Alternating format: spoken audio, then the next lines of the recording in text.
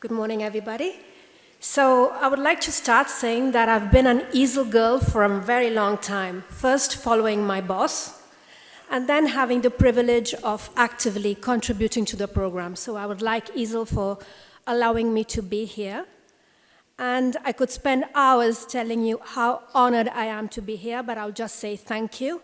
I think that exchanging experience means increasing knowledge, and increasing knowledge means serving best our patient. This is my role today. Today I will talk about hepatocellular guidelines, the very recent EASL guidelines. And I'll start stepping back to the previous guidelines, the previous ACC guidelines in 2018. They had some quite important introductions. The main innovations in the 2018 guidelines were the definition of liver function, not just child A, the definition of optimal surgical candidate, a multi-composite definition in which the hepatological comment is very important, and the definition of resectability. Intermediate stage patients first have to be evaluated for surgery and then for locoregional therapies. These are the very recent EASL HCC guidelines. The first thing I would like you to notice is that in the panel of experts, we have surgeons, hepatologists, oncologists, experimental researchers, we have radiotherapists, we have a multidisciplinary board, very, very, very important in the management of HCC. Now, the recent guidelines have been drafted in a very different manner, not as a classical guidelines, but have been drawn to answer some specific questions, specific topics. The questions have been designed like PICO questions, and they touch all the various topics in HCC, like prevention, diagnosis, treatments, locoregional therapies, and systemic therapies. The questions were designed by the major panel of experts. The panel of experts then tried to acquire the agreement of a Delphi panel of more than 30 people. The Delphi panel then evaluated all the references and all the literatures to try and define the quality of evidence and strength of recommendation on that particular topic. The panel of experts elaborated the recommendations, and the recommendations then had to find a total consensus on the panel. More than 70 recommendations were actually touched, and the sense, the meaning of this recommendation is to try and give a practical twist to the new EASL HCC recommendations. Let's touch a little bit of these topics and try to tell you what are the major important points. This is to talk about prevention and surveillance. This figure now collects all the major knowledge we have for what regards the EASL recommendations. Now, of course, we have to concentrate mainly, we have to concentrate mainly on prevention of liver disease, but once we have cirrhosis, which is set, then we have to apply all the various outcome measures, and we have to introduce our patient into a surveillance program.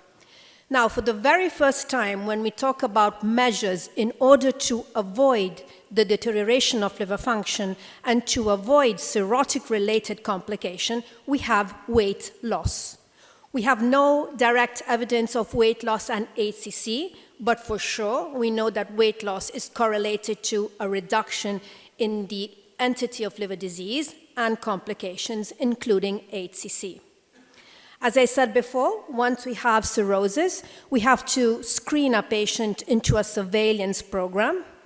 A surveillance program, for what regards EASL, has to be made out by AFP and ultrasound every 6 months. An important recommendation that is present in the EASL guidelines is that patients with chronic liver disease and advanced fibrosis should not be surveilled. This is a very hot topic in EASL because we know that the epidemiological pattern of HCC is changing, and we know that it is difficult now, it is difficult now to decide who to screen. We shouldn't just screen cirrhotic patients because we know that patients with MASLD and fibrosis are at risk of HCC. But we also know that the incidence of these particular patients is changing.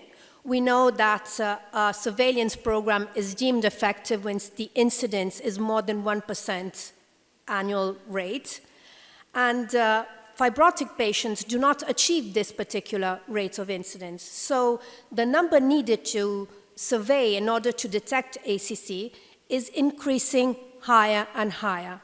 And if we do increase and we do add all non-cirrhotic patients and all metabolic-associated patients, we would be overburdened and we would not be able to sustain the program. So at this time point, EASL does not suggest a surveillance program for non-cirrhotic patients. EASL again says that for what regards the detection of early HCC, we know that there are some limitations for both AFP and ultrasound. It's like a win-win situation adding AFP and ultrasound, but there are some limitations in the early detection of HCC. But at this time point, we have no evidence of adding on other tools, like, for example, the abbreviated MRI. We do not have any supportive literature to add on to this surveillance program. And we do not have the possibility of adding on other scores which do include other biomarkers and other clinical features because we do not have the evidence to use these data. What we should do, EASL says, is to try and refine our surveillance strategies. This was a very interesting abstract which was presented at the last EASL meeting. This is a French group which tried to analyze with machine learning pattern who were the patients at risk for HCC. And they defined that there are particular young patients with slightly impaired liver function and resolved HCV, which are at medium and high risk of HCC. So unexpected patients are at risk of HCC. So when we talk about diagnosis, we have an introduction of the usefulness of weight loss. We know that we have to survey our patients with ultrasound and AFP, and that we have to move to personalized screening programs. For what regards diagnosis and staging, we know that we should use LIRADS now in order to define radiological aspects of HCC, and we've introduced the BCLC for staging purposes. That means that the BCLC staging system is not anymore used in order to carry on with treatment, but just for staging purposes. For what regards treatment, we need a multidisciplinary group in order to define all the various treatments for HCC. And for what regards surgery, one of the two curative treatments, there are two important topics I would like to touch. The very first topic is that we should try, as hepatologists, to tell our surgeons when to carry on with surgery and when not to carry on with surgery. And as hepatologists, we should know the meaning of minimal invasive surgery because this has changed the possibility of resecting also patients who have a borderline liver function and portal hypertension. No adjuvant treatment is suggested. You know that there has been a failure in the adjuvant IAM-BRAVO 50 trial. So at this point, there's no adjuvant treatment. We are now moving to neoadjuvant, which we think is better for what regards immunotherapy and HCC.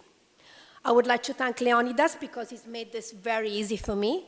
For what regards transplantation, these were the previous guidelines. Downstaging was accepted, but with a very low grade of evidence and with no actually strong evidence in literature. The downstaging XXL study has changed this scenario, and now finally the downstaging has been officially included in the very recent guidelines.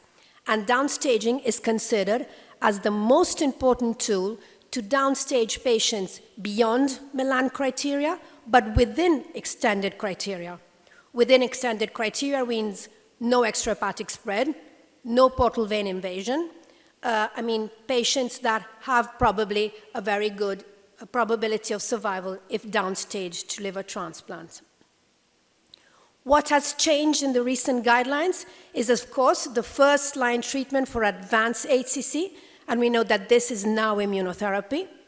We've had some very interesting results. We have gone from a disease control rate of 40 to 80%, sorafenib immunotherapy. And we've gone from a complete response of 0% to 6-8%. And we have some objective response rates that have gone from 2% with sorafenib to 30% with immunotherapy. So we have treated patients with advanced stage HCC, and in a very unexpected way, we've had some very, very significant results. And when these patients are potentially transplantable, we did try to evaluate these patients for liver transplant. It's quite difficult to stand in front of a patient with a very good response to immunotherapy and not think about liver transplant. So the EASL guidelines recognize that this super downstaging, this conversion therapy, patients who were very far from liver transplant, who were treated with systemic therapy because they were advanced and finally responded in a very unexpected way, these patients can be included into a liver transplant program as long as this is done in experimental studies. Please turn your head. I'm sorry about this. This is a list of all the various studies that include immunotherapy before liver transplantation. One of the biggest topics is how to avoid rejection after liver transplant. Why? Because when the PD-L1 axis is normally activated, we have a very good tolerance against the liver graft, but we have a low anti-tumor effect. When we add on an anti-PD-L1, the anti-tumor effect in our body increases, but the rejection and the risk of rejection increases too. So it's a double-faced situation.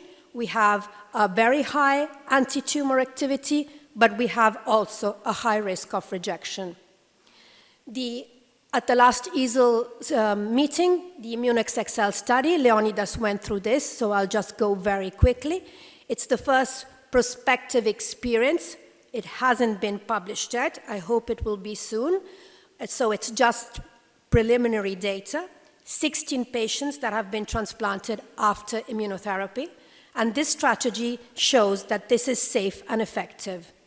This is, again, the rate of complications. It's quite an intensive program, but with the total dedication of the surgical and hepatological team, we can manage to transplant these patients. Just to show you what patients we are talking about, this is a patient as he started immunotherapy.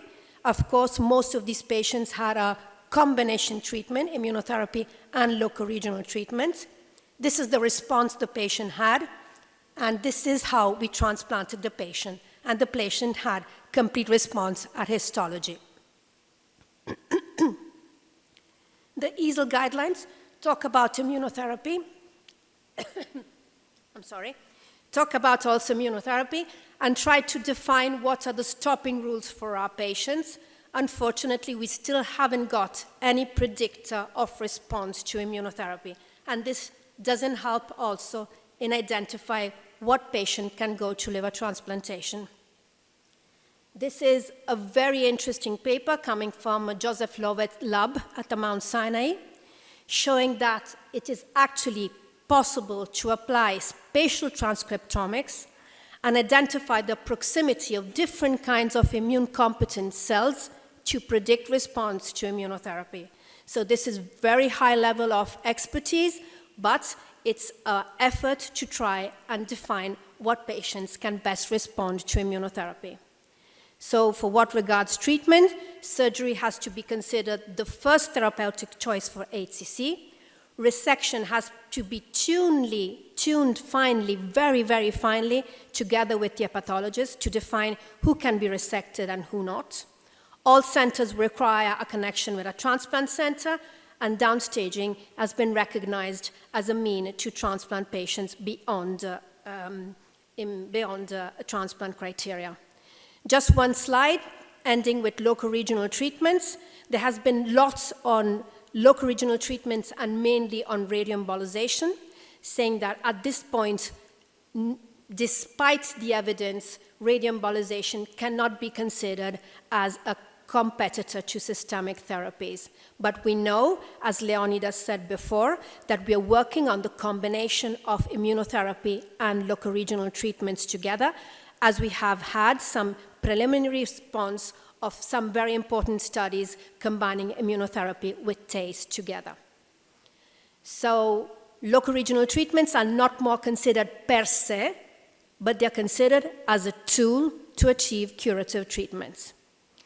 These are my conclusions.